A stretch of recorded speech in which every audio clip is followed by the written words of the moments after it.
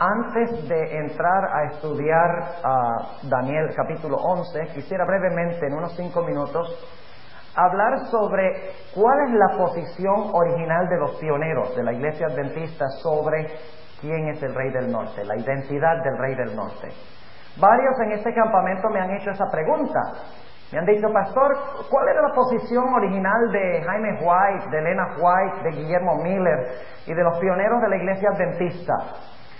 Por esta razón yo quisiera en esta mañana empezar hablando de la posición original de los pioneros. Y voy a mencionar el caso de 3 pioneros que son de los más importantes. Voy a empezar con una cita de Guillermo Miller. ¿Saben quién es Guillermo Miller, verdad? En realidad no fue adventista del 7º día, pero fue adventista en todo sentido de la palabra. Dios lo levantó a él para anunciar la hora de su juicio ha llegado. Y la hermana White dice que él se va a salvar, lo vamos a ver en el cielo, a Guillermo Miller. Ahora, luego quiero leer una cita de Elena White. Y finalmente quiero leer otra cita de Jaime White. Y luego les voy a leer por qué en la Iglesia Adventista, les voy a mencionar por qué en la Iglesia Adventista hay un conflicto en cuanto a la autoridad del Rey del Norte. ¿De dónde viene la idea de que el Rey del Norte es Turquía en un lado, y luego está el otro lado que dice que el Rey del Norte es el papado? ¿De dónde viene el conflicto? Se lo voy a explicar brevemente. Primero la cita de Guillermo Miller. Se encuentra en su libro Evidence from Scripture and Prophecy, Evidencia de la Escritura y la Profecía, páginas 97 y 98. Escuchen que él no tenía ninguna duda en cuanto a quién era el Rey del Norte. Dice: el Rey del cual se habla aquí, y está citando los versículos 36 y 37 de Daniel 11, que hablan del Rey del Norte. El Rey del cual se habla aquí es el mismo que el cuerno pequeño que se levantó entre los 10 cuernos. ¿Oyeron? ¿Y qué representa el cuerno pequeño? Roma papal, claro que sí. Dice, es el mismo poder que blasfemó al Dios del cielo. Es la Babilonia mística. ¿El Rey del Norte es qué? Babilonia. Y luego cita Isaías 14, 2 al 15 y Apocalipsis 13, 5 y 6. Y Apocalipsis 13, 5 y 6 habla de la bestia. O sea, fíjense, él dice, el Rey del Norte es el cuerno pequeño. El Rey del Norte es Babilonia. El Rey del Norte es la misma bestia. Es lo que él está diciendo. Y luego añade un versículo más. Dice, es el mismo poder que Pablo describe en 2 de Tesalonicenses 2, 1 al 9. Otro versículo. Ahí habla del hijo de perdición que se sienta en el templo de Dios haciéndose parecer Dios. Ese es el pasaje en 2 de Tesalonicenses. Y luego dice, en este pasaje, hablando de Daniel 11, 36 y 37, en este pasaje tenemos una descripción clara del papado. La descripción que se da debe aplicarse a la iglesia de Roma o al Papa. ¿Está claro? Ahora vamos a leer una cita de Elena White. Y lo estoy haciendo en orden cronológico porque Guillermo Miller escribió antes que la hermana White. No es porque Guillermo Miller lo que diga es más importante que lo que dice la hermana White. En uno de los primeros documentos que escribió Elena de White, junto con su esposo, fue publicado en 1847. En inglés el nombre del librito, y ustedes pueden conseguirlo aquí en el ABC porque lo venden en reproducción, se llama A Word to the Little Flock.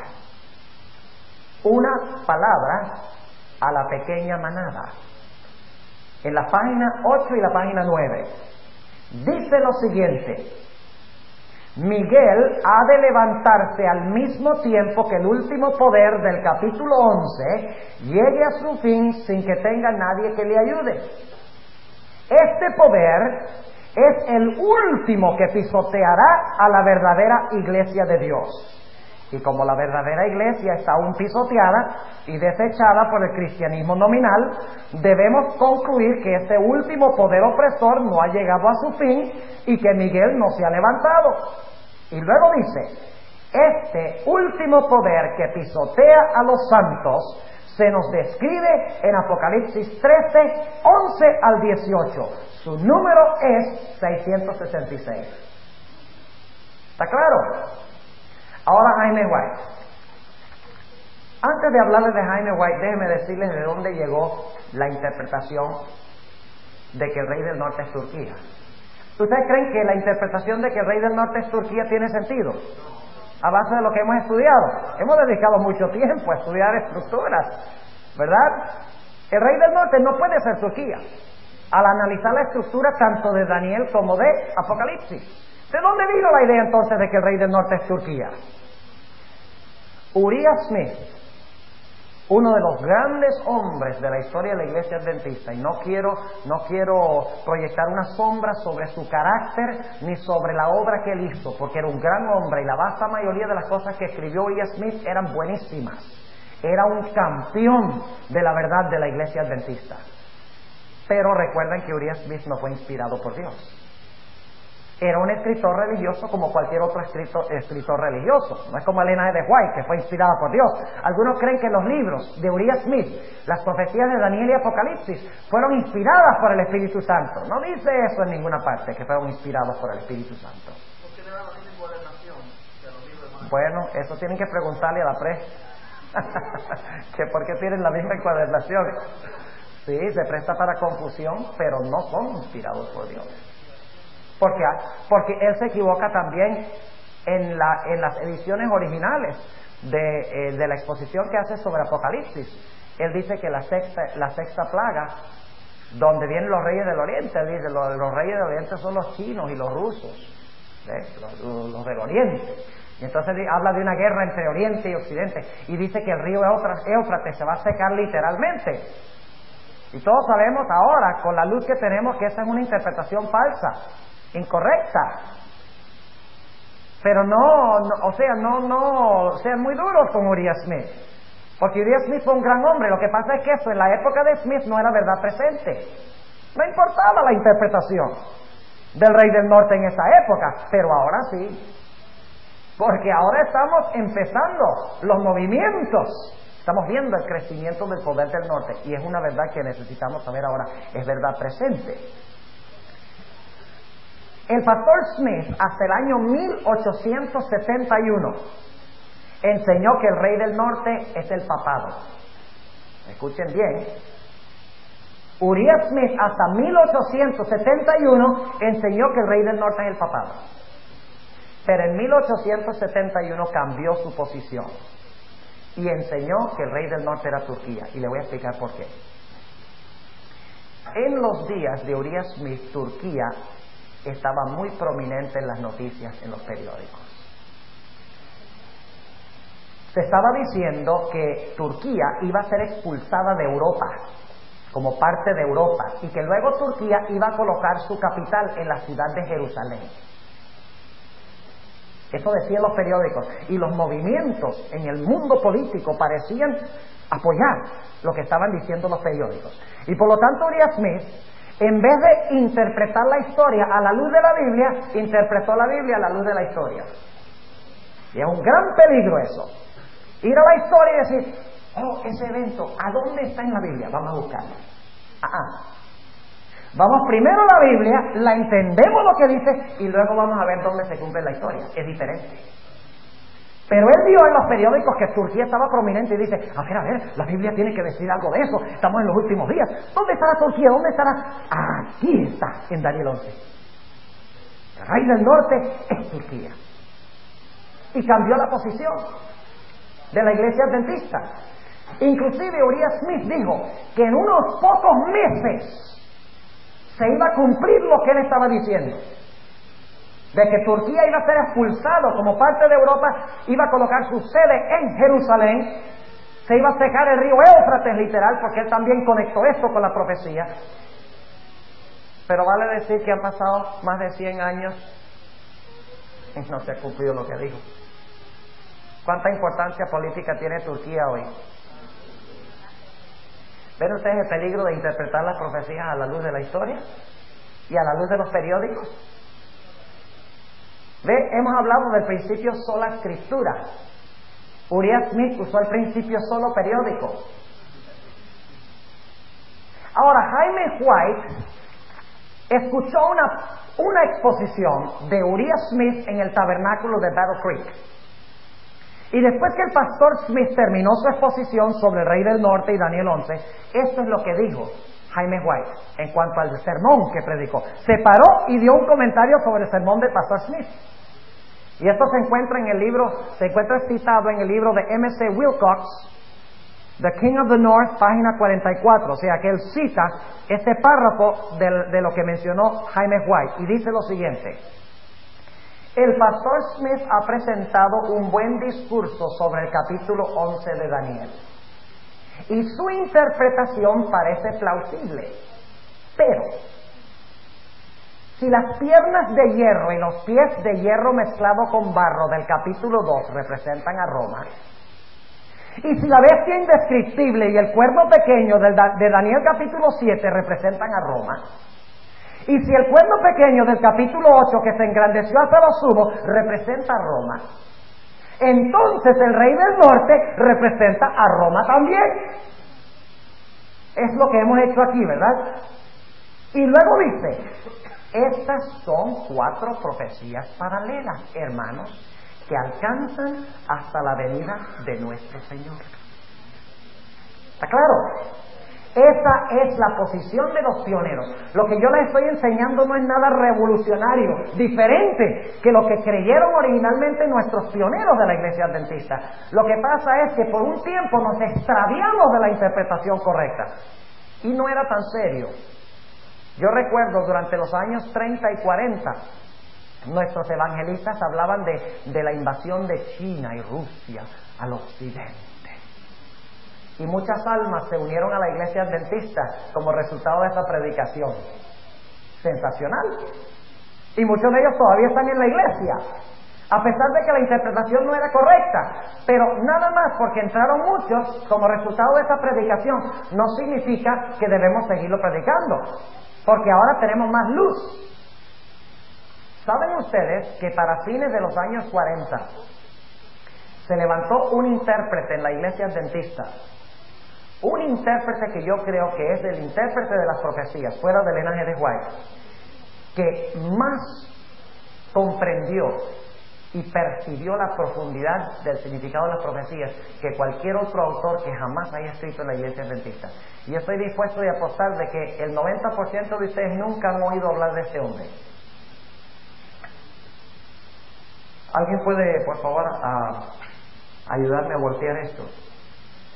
Vamos a colocar su nombre en la pizarra. Y luego ustedes pueden ir al ABC y comprar algunos libros de él, porque tienen algunos allá. Y les voy a mencionar cuál es el clásico. Si ustedes quieren entender, ¿esto hay que soltarlo también? Oh, ok, gracias.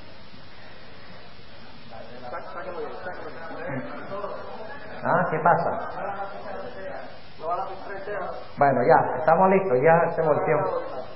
Hay que conseguir super glue. Hay que conseguir super glue.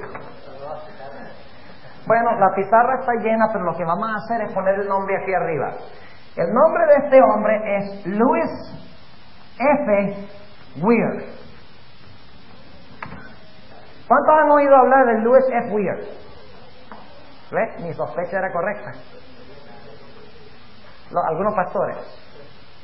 ¿Saben ustedes que Louis F. Weir fue un evangelista en Australia? Los años 40, años 50. Y se metió en problemas con los dirigentes de la iglesia, porque enseñó lo que yo les estaba enseñando aquí esta semana. Porque la posición que se había adoptado era Turquía y el secamiento literal de Éufrates y todas esas cosas. Se había adoptado en la iglesia por varias décadas. Y él empezó a escribir libros, y créanme o no, ha escrito más o menos como 30 libros. ¿Cómo es que ustedes no conocen el nombre de este hombre? Se ha escrito 30 libros. Sí, hermano.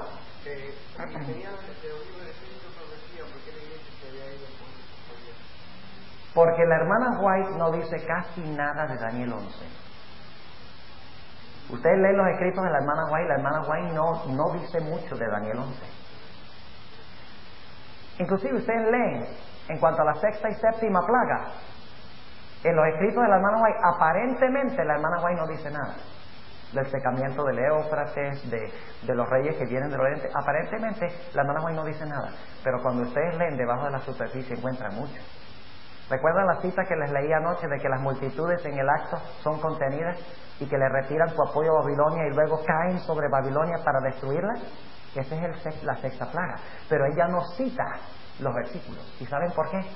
Y esto nos enseña una gran lección a nosotros. En el tiempo cuando la hermana White escribió El conflicto de los siglos, el debate en la iglesia era candente en cuanto a este asunto de las profecías. Un lado decía que era Turquía y el otro lado decía que era el papado.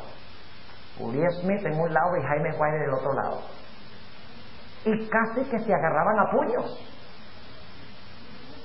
Interesante, ¿no? Listos para vencer el poder del rey del norte con la perfección del carácter. Yo le digo, los que más hablan de la perfección son los que más pelean y son más imperfectos. En la iglesia adventista ahora hay teólogos que están discutiendo que si se puede llegar a ser perfecto antes de que Cristo venga, ¿se puede dejar de pecar? Un grupo dice sí, y el otro grupo dice no se puede dejar de pecar hasta que Cristo venga. Sí se puede, no se puede, sí se puede, no se puede. Y empiezan a pelear y los dos se muestran igual de imperfectos. La perfección no es para debatirla, sino para vivirla. Dejemos de debatir y empecemos con el poder de Dios a perfeccionar nuestro carácter. El nuestro, no el del presidente de la conferencia.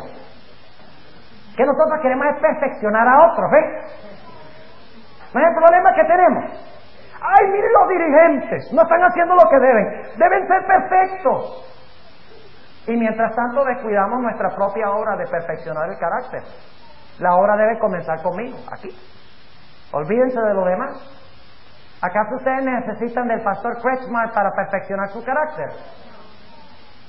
Entonces, ¿por qué criticamos tanto a los líderes y a los pastores y aún nos criticamos los unos a los otros en la iglesia? Bueno, este es otro tema para otro día. Pero Louis Weir, el libro clásico de Louis Weir, donde está contenido la mayoría de las otras cosas que él escribió, y ustedes deben conseguir ese libro y deben leerlo, no cuesta sino $7.50 y tiene 346 páginas. Se llama, y solo está en inglés, The Certainty of the Third Angel's Message. Clásico, fantástico ese libro. Inclusive a mí me han dicho que le retiraron las credenciales al pastor Weir y lo sacaron del ministerio. Sí, ya murió hace mucho tiempo, pero la viuda de él todavía vive, la esposa todavía vive, y sus libros son vendidos ahora por Hans Larombel, quien ahora está jubilado, que fue profesor de teología en el seminario de Andrews. Ahora entonces, ¿cuál es la interpretación correcta en cuanto al rey del norte? ¿Turquía o el papado? A ver, ¿qué pasa? ¿Están durmiendo ustedes? Y está fresco hoy, no está ni húmedo. ¿Ah? ¿Cuántos dicen que el rey del norte es Turquía? ¿Cuántos dicen que es el papado? ¿Están convencidos que sí es el papado? Ok, ahora vamos a Daniel 11. Por fin llegamos. ¿Cómo?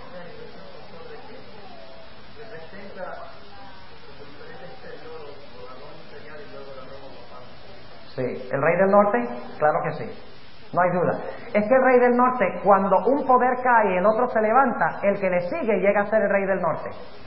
Es correcto. Por ejemplo, cuando los griegos cayeron, los seleucidas llegaron a ser el rey del norte. Cuando cayeron los seleucidas en manos de Roma pagana llegó a ser el rey del norte.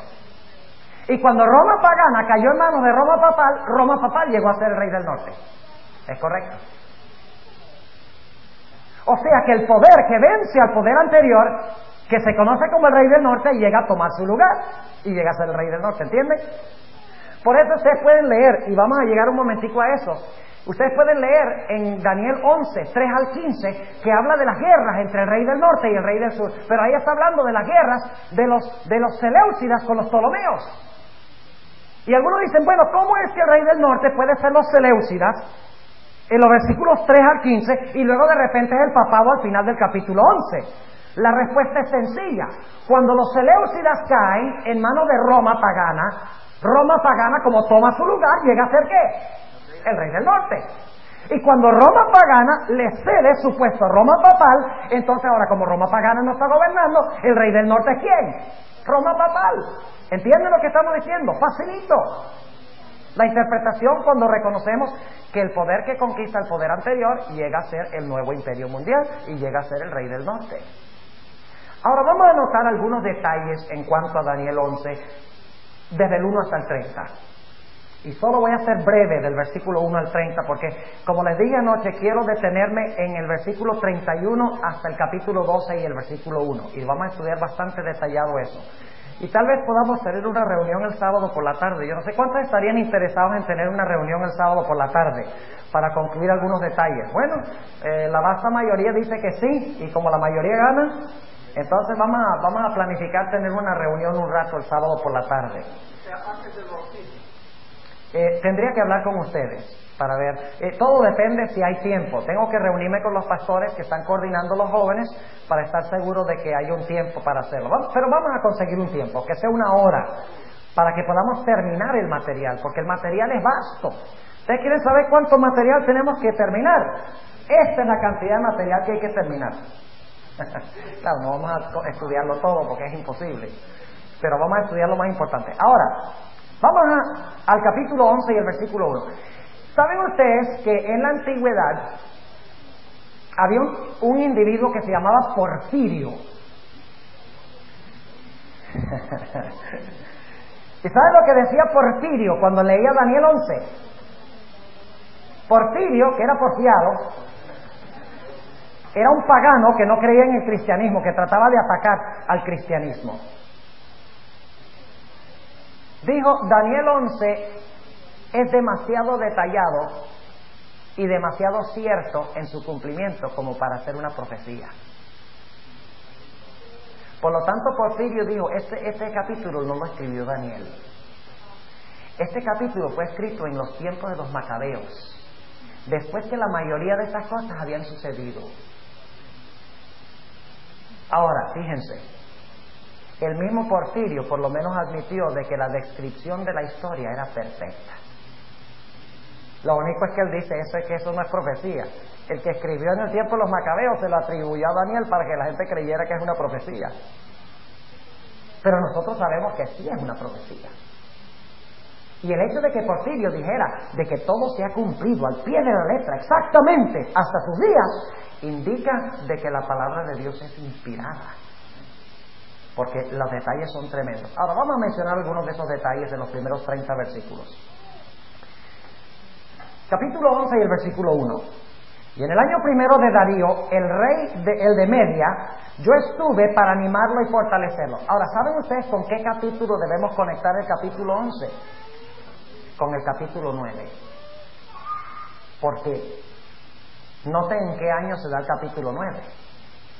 En el año primero de Darío, hijo de Asuero, de la nación de los Medos, el cual fue puesto por rey sobre el reino de los caldeos. Yo les pregunto, ¿capítulo 9 y capítulo 11 tienen la misma fecha, sí o no? Sí, señor. Lo cual significa, escuchen bien, que el capítulo 11 es una ampliación de lo que tiene el capítulo 9.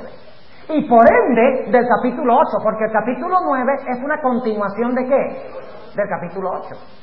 Porque el capítulo 8 habla de los 2300 días y luego el capítulo 9 habla de la primera parte de los 2300 días. Y ahora yo quiero preguntarles, ¿en el tiempo de quién fue que se dio el decreto para restaurar y reedificar a Jerusalén? En el tiempo de Artajerjes, rey de ¿qué?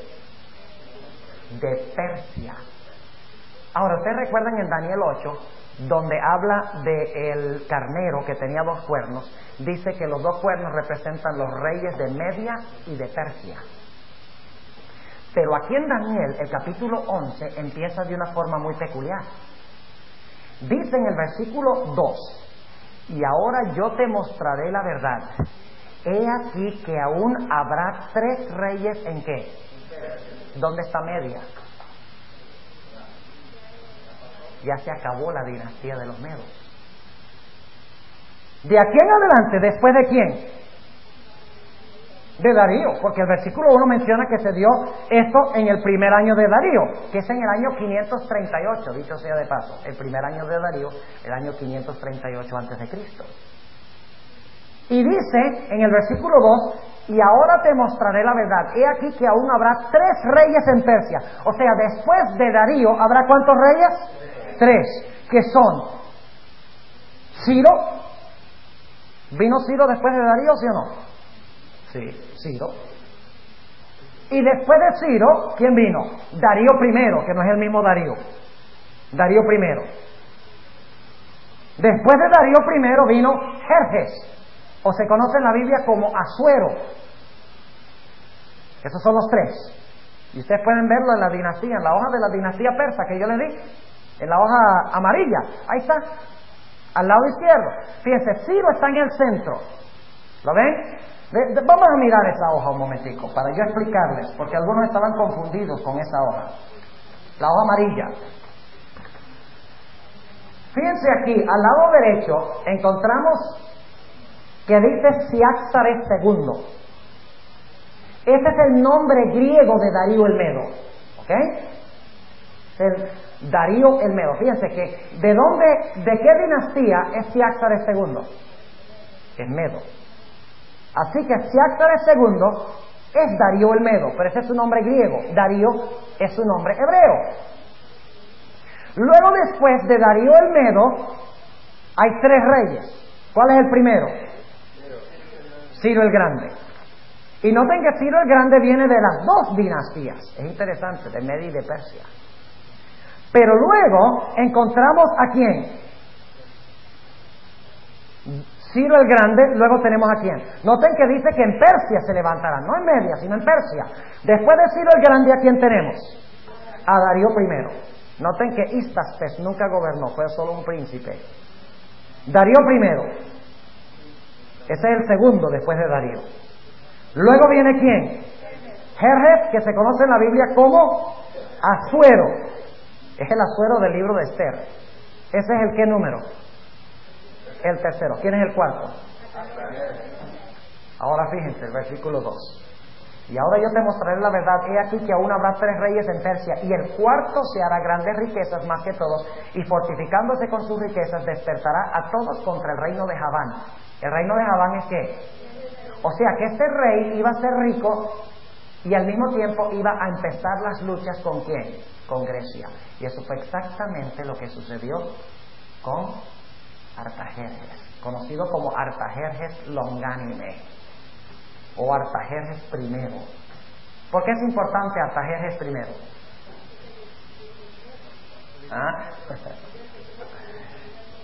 ¿Por qué se mencionan los 3 reyes y luego el cuarto rey? Porque Daniel quiere que ubicarnos históricamente.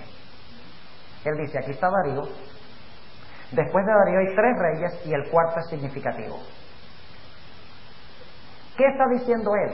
Él está diciendo, en Daniel 11, que tiene la misma fecha, él está diciendo, Daniel 11, el rey que comienza esa profecía es Artajerjes. Al igual que en Daniel 9, el que dio el decreto es Artajerjes. ¿Cuántos entienden lo que estamos diciendo? ¿Entienden? Ahora entienden por qué no se menciona Babilonia. ¿Por qué no se menciona Babilonia? Porque Babilonia es antes de los 2300 días y confundiría la cronología. ¿Entienden? Fíjense cómo concuerda todo, como un rompecabezas. Ahora noten, entonces, dice, habla del cuarto rey, y entonces dice que en Grecia, en Javán, se levantará un rey que valiente. ¿Quién es ese rey valiente? Alejandro Magno. Al igual que había en el macho que abrió un cuerno que notable. Es el rey valiente, el cual se enseñoreará sobre gran dominio y hará su voluntad. ¿Hizo Alejandro Magno su voluntad? Que sí hizo su voluntad. Conquistó el mundo en 9 años y ya no tenía más que conquistar, así que dijo, vamos a emborracharnos entonces. Y murió en una borrachera a los 30 años. Imagínense. Versículo 4. Pero cuando estará enseñoreando, será quebrantado su reino. y repartido por los 4 vientos del cielo y no a sus descendientes. ¿Es históricamente correcto eso? Al pie de la letra. Cuando estaba gobernando en el apogeo de su gobierno, perdió el reino porque murió jovencito. Y su reino fue dividido en 4 reinos. Pero ninguno de los reinos era gobernado por uno de sus descendientes. ¡Qué increíble! Con razón Porfirio dijo, esto no es profecía. Esto es historia que finge ser profecía. Y luego dice, en el versículo 4, por los 4 vientos del cielo y no a sus descendientes, ni según su señorío, con que él se enseñoreó, porque su reino será arrancado y para otros fuera de aquí. Ahora, hemos visto Persia y hemos visto ¿qué? Grecia. Ahora, lamentablemente no voy a poder cubrir desde el capítulo 5, desde el capítulo 11, 5, hasta el versículo 14, porque es que hay demasiadas cosas. Y ese no es el propósito, estudiar historia. Nada más quería que ubicarlos. Pero hay 3 versículos donde nos vamos a ubicar con el poder que viene después de Persia y de Grecia. Y es empezando en el versículo 20. Aquí vamos a encontrar el nacimiento, el bautismo y la muerte de Cristo. En el versículo en el versículo 20 hasta el versículo 22.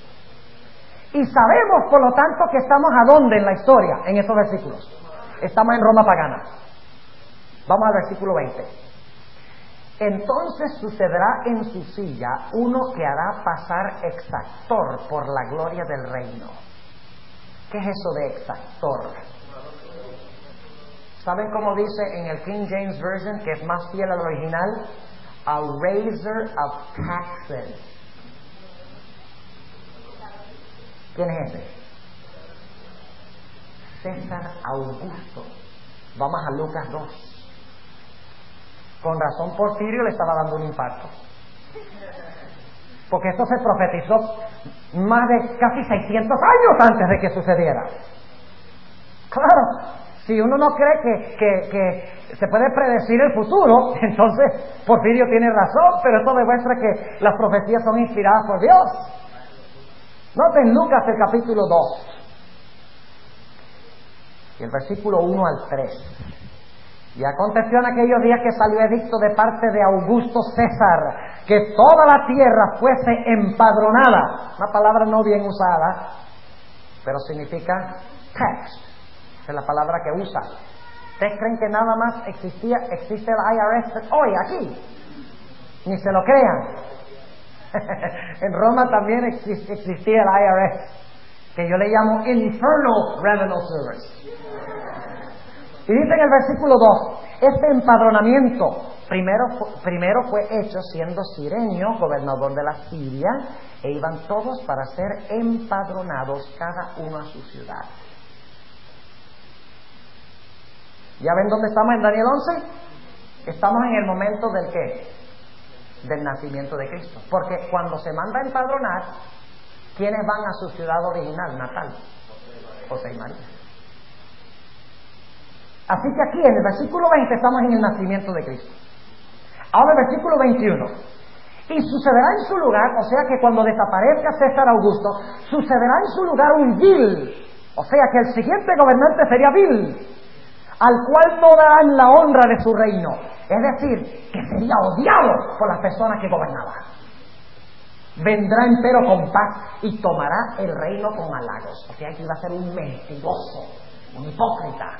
Una descripción perfecta de César Tiberio, el que siguió después de César Augusto. Porque era vil, era un borracho, según dice la historia.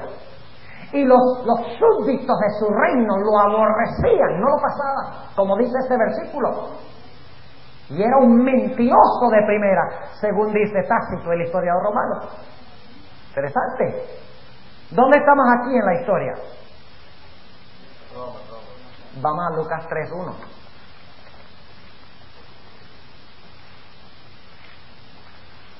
¿Qué estamos usando aquí? ¿Cuál principio? historicismo y también estamos usando la ¿qué? La concordancia, ok. Me van a decir pastor concordancia ustedes la próxima vez que me vean. Versículo 1 de Lucas 3. En el año 15 del imperio de Tiberio César, siendo gobernador de Judea Poncio Pilato y Herodes, tetrarca de Galilea, y su hermano Felipe, tetrarca de Iturea y de la provincia de Traconite, y Lisanías, tetrarca de Abilinia. Oígame, no voy a seguir leyendo, porque este es un fuerte de lenguas. Ahora, en este tiempo fue que Jesús, más adelante en el capítulo que tenemos, ¿tenemos qué cosa? El bautismo de Jesús. ¿Dónde estamos en la historia entonces? ¿Estamos en Roma pagana, sí o no? Ok. Ahora el siguiente versículo nos lleva un paso más allá. Déjenme preguntarles algo. La profecía de las 70 semanas, ¿de qué eventos habla?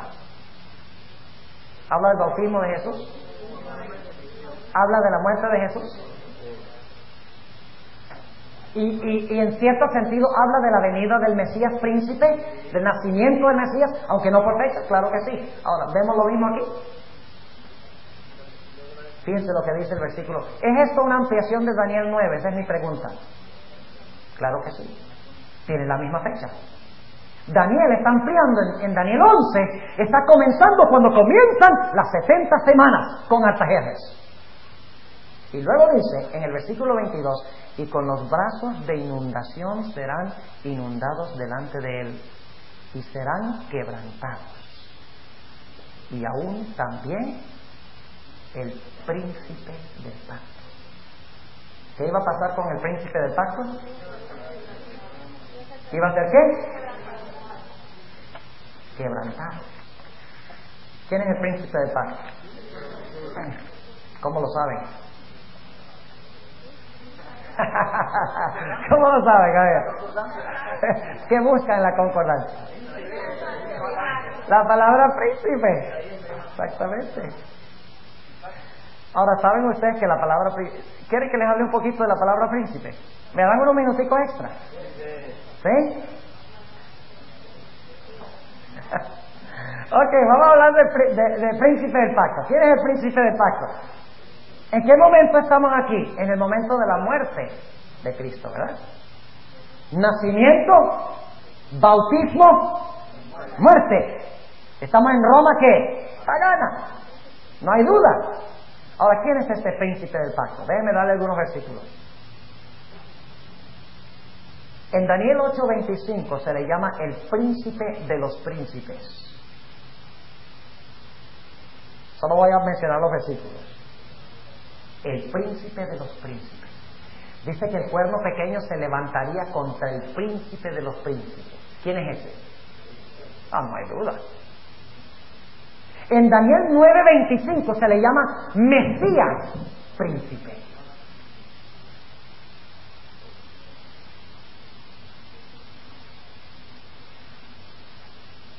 En Daniel 10:21 se le llama Miguel tu príncipe. ¿Y quién es Miguel? No hay duda de que... ¿Saben cuántas veces en la Biblia se usa la palabra Miguel? El nombre Miguel. 5. Y cada vez, escuchen bien, cada vez que se usa el nombre Miguel, y el nombre Miguel significa quién es como Dios, es un nombre desafiante. Y por eso siempre que aparece Miguel, aparece en escenas de conflicto con Satanás. Siempre. Aparece, por ejemplo, en Apocalipsis 12:7. Miguel y sus ángeles lidiaban contra el dragón y sus ángeles. Aparece en Judas 9, donde Satanás pelea con Miguel sobre el cuerpo de Moisés. Aparece en Daniel 10, luchando Miguel contra el príncipe de Persia, Satanás, para que Ciro dé el decreto para libertar al pueblo de Dios. Y en Daniel 12:1 aparece el gran príncipe en conflicto con el rey del norte. O sea, ¿quién es el príncipe? Príncipe del pacto, el Mesías príncipe. En el 12:1 se le llama Miguel el gran príncipe, que se le llama en Hechos 3:15 el príncipe de vida. No es más ni menos que Cristo Jesús. Ahora hay un nombre más que se le da a Jesús en Daniel, donde se usa la palabra príncipe. Vamos a leerlo rápidamente en Daniel 8, para que no tengan ninguna duda de que este príncipe es Cristo y que Cristo es Dios. ¿Ok? Daniel 8 y el versículo 11. Daniel 8 y el versículo 11. Aún contra el príncipe de la hueste se engrandeció. O sea, el cuerno pequeño se engrandeció contra el príncipe de la ¿qué? Contra el príncipe de la hueste. ¿Qué es eso del príncipe de la? Aquí dice príncipe de la fortaleza. En inglés dice against the prince of the host. ¿Qué significa esta palabra host? Ejércitos.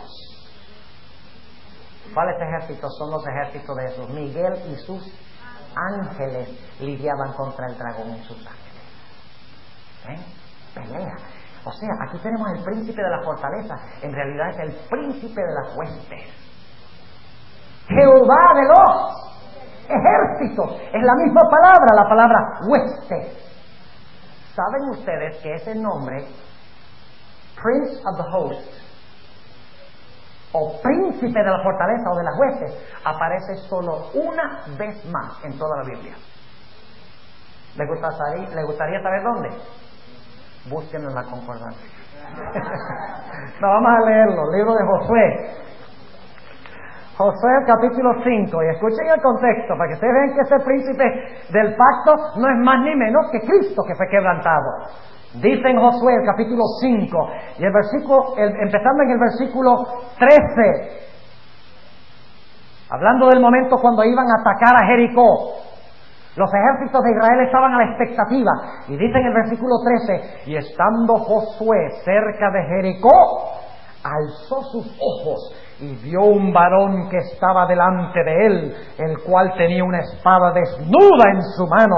Y Josué, yéndose hacia él, le dijo: ¿eres de los nuestros o de nuestros enemigos?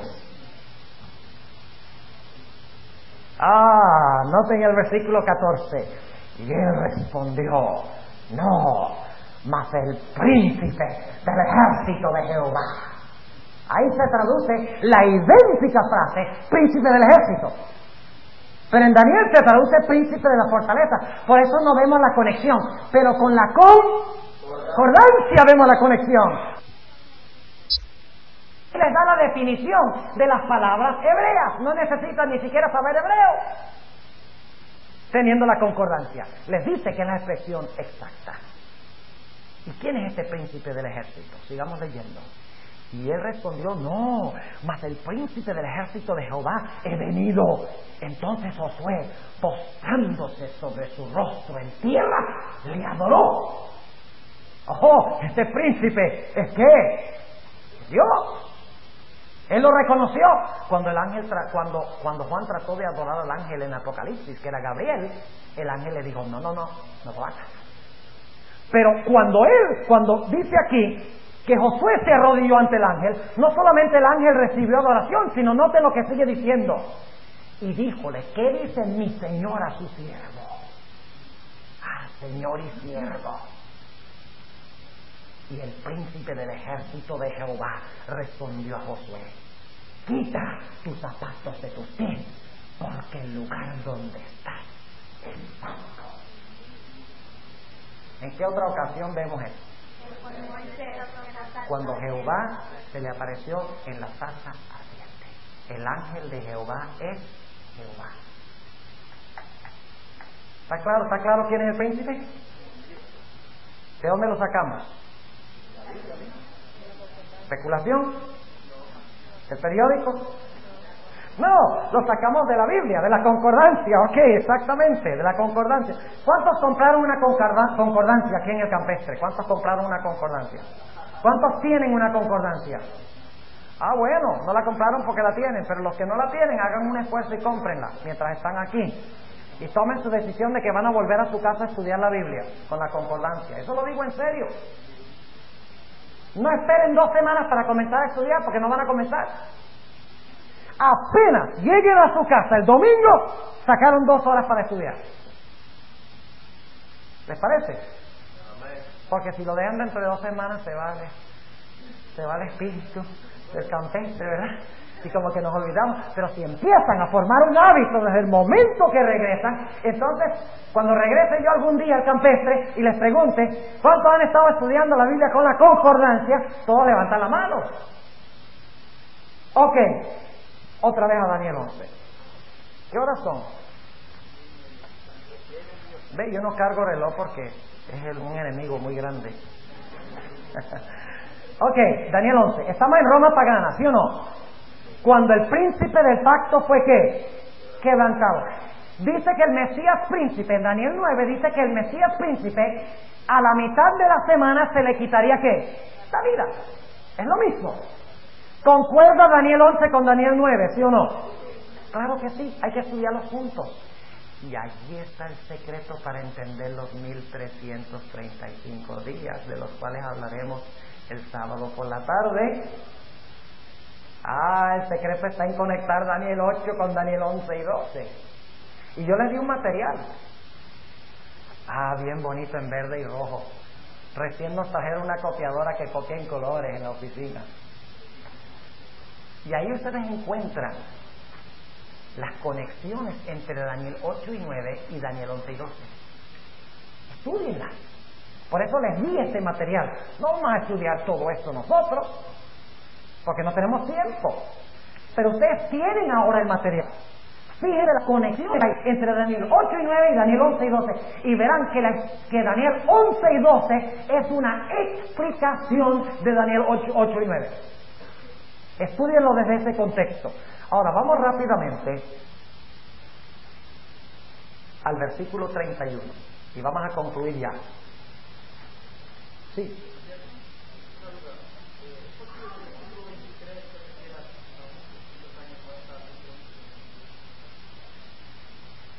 Para mí, Daniel 11 está en estricto orden cronológico. En otras palabras, no va para atrás y para adelante, para atrás y para adelante. O sea, los eventos que vienen después del versículo 22 siguen en secuencia, cronológicamente al versículo 22. Si quiere podemos hablar sobre eso después. Yo tengo un material Yo tengo un material sobre la primera mitad de Daniel 11. Si desean conseguirlo, podemos copiarlo. Pero yo no lo he tratado porque es que es muy complejo hablar de la guerra de los sirios con los Ptolomeos y esto y lo otro. Y ustedes no quieren saber todo eso. Es historia antigua. Ya hemos dado suficiente evidencia de que esto se ha cumplido y de la secuencia. Eso es lo que me importa a mí, que capten la secuencia. Persia, Grecia, Roma pagana. ¿Y cuál creen ustedes que sería el próximo poder? ¿Y de dónde sacan tal idea?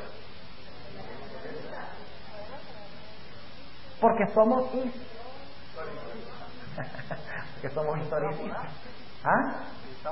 Y usamos la concordancia. Ok, exactamente. Óigame, yo creo que ustedes hasta sueñan con la concordancia ya, ¿verdad? Ok, ahora vamos al versículo 31 y solo voy a leer, no voy a interpretar. Vamos a interpretar esta noche, porque esta noche sí estamos en el 31, ahí vamos a comenzar, pero había que poner el contexto. Ustedes entienden, ¿verdad? Vamos a leer desde el versículo 31 hasta el versículo 39. Y ustedes me van a decir quién es este. Y serán puestos brazos de su parte. ¡Wow! Cuánto quisiera yo interpretar eso, pero lo hacemos a la noche. Y contaminarán el santuario de la fortaleza, es decir, de la hueste.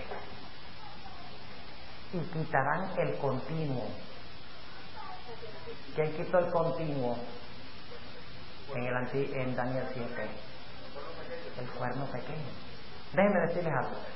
No es una interpretación, es una explicación. Ustedes notan en su versión que dice continuo sacrificio. Pero se dan cuenta que la palabra sacrificio está en cursiva, en letras distintas. ¿Cuántos tienen letras distintas donde dice sacrificio? A ver, lea la palabra sacrificio. ¿Cuántos tienen un estilo de letra diferente donde dice sacrificio? ¿Saben por qué? Les voy a explicar por qué. Cuando ustedes se encuentran en la versión antigua de Reina Valera, lee palabras en cursiva, significa que los traductores creen que esa palabra debe estar allí, pero que no está en el original la palabra sacrificio. O sea, como la palabra continuo se usa para el sacrificio en el Antiguo Testamento, ellos asumen de que la palabra continuo debe ir vinculada con la palabra sacrificio. Pero vamos a ver en esta noche que esa conexión no debe ser así. Y ustedes tienen una hoja, la hoja anaranjada, que les comprueba que el continuo es mucho más que el sacrificio del santuario. Así que cada vez, otro ejemplo, cuando habla de la muerte de Jesús, dice en San Lucas, el capítulo 23, dice, y era la víspera, y estaba para rayar el sábado. Eso es lo que dice. Pero ustedes encontrarán que los traductores ponen, y era la víspera de la Pascua, y estaba para rayar el sábado. Y encuentran que la expresión de la Pascua está en cursiva. Es un método que ellos usan para negar de que era la víspera del sábado. Y lo que dicen es que era la víspera de la Pascua. Fíjense, porque como la Pascua era un sábado judío, ¿ves? Sábado ceremonial. Entonces dice, bueno, el sábado, al cual, la víspera del sábado, pero el sábado no era el séptimo día, era la víspera era de la Pascua. Ajá. De la Pascua, para poderse escapar del sábado. Y lo mismo hicieron con la expresión sábado. En vez de traducir la palabra sábado con sábado, ponéis que día de reposo.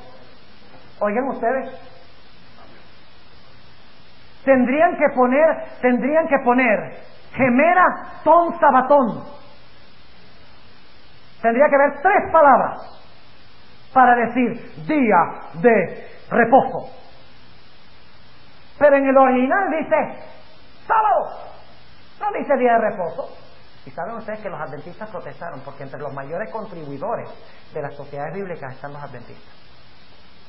Y cuando hicieron ese cambio, la iglesia adventista protestó. Y yo creo que no protestamos suficientemente fuerte, porque lo que hicieron fue un acomodo. Y en algunas versiones dijeron, está bien, al lado del día de reposo ponemos un asterisco y al pie de la página ponemos, aquí equivale a sábado. Pues si aquí equivale a sábado, métanlo. ¿Sí o no? Es un método de escapar al sábado. Y les podría relatar muchas otras cosas que han hecho para escapar del sábado y del estado de los muertos, pero ya ese es un tema sobre versiones bíblicas. Pero el punto es que yo necesito que ustedes entiendan que cuando la palabra aparece en cursiva, ellos asumen que debe ir, pero no está en el original. ¿Entienden? Ahora, con esta explicación, dice, pondrán la abominación espantosa. ¿Saben lo que es la abominación espantosa? Si no saben, vengan esta noche. Vamos a hablar de... Ahí habla de la implementación del domingo como el día de reposo. La abominación espantosa. Le estoy adelantando, estoy interpretando. Versículo 32, y con lisonjas hará pecar a los violadores del pacto, mas el pueblo que conoce a su Dios se esforzará y hará. Y los sabios del pueblo darán sabiduría a muchos, y caerán a cuchillo y fuego en cautividad y despojo por día. Y en su caer serán ayudados de pequeño socorro, ayudados de pequeña ayuda, en otras palabras. Tengo que morderme la lengua para no interpretar. Y muchos se juntarán a ellos con lisonjas, y algunos de los sabios caerán para ser purgados y limpiados y emblanquecidos hasta el tiempo determinado.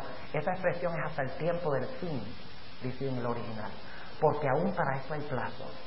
Y el rey hará su voluntad y se ensoberbecerá y se engrandecerá sobre todo Dios, y contra el Dios de los dioses hablarán maravillas o blasfemias, y será prosperado hasta que sea consumada la ira, porque hecha esta determinación. Y del Dios de sus padres no se cuidará, es decir, no hará caso al Dios de sus padres, ni del amor de las mujeres, no hará caso al amor de las mujeres. Celibato. Bueno, sigamos, no interpretemos. Ni se cuidará.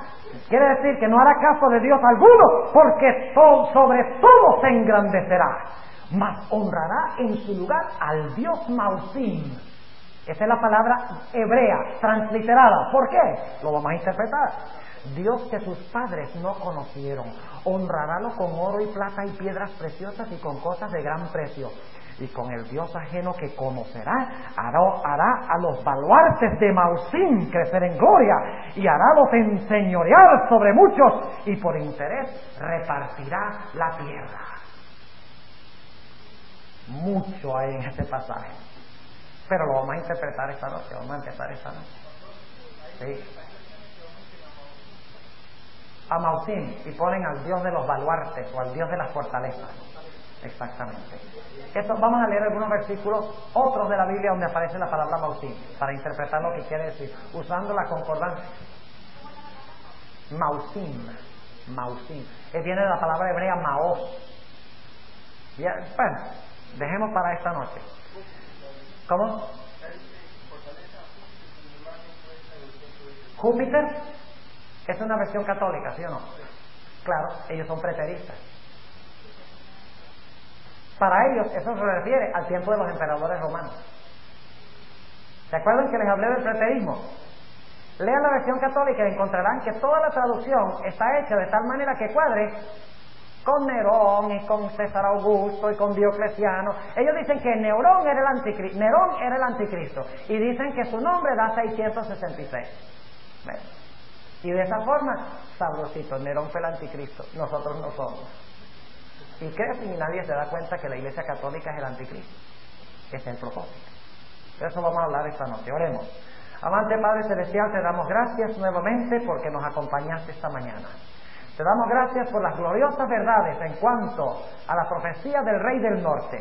Y te damos gracias que el Rey del Norte no será el último poder en gobernar, sino que tú serás el último en gobernar. Y que si nos unimos a ti, podemos tener la seguridad de habitar por los siglos de la eternidad contigo. Bendice a los jóvenes, Señor. Ayúdales a estudiar tu santa palabra. Te ruego que les ayudes a fortalecer sus mentes con lo que realmente vale la pena, y que puedan hacerle un frente al enemigo, y que puedan conquistar muchas almas por medio de sus palabras y su ejemplo. Gracias, Señor, por escuchar nuestra oración. En el nombre de Jesús. Amén.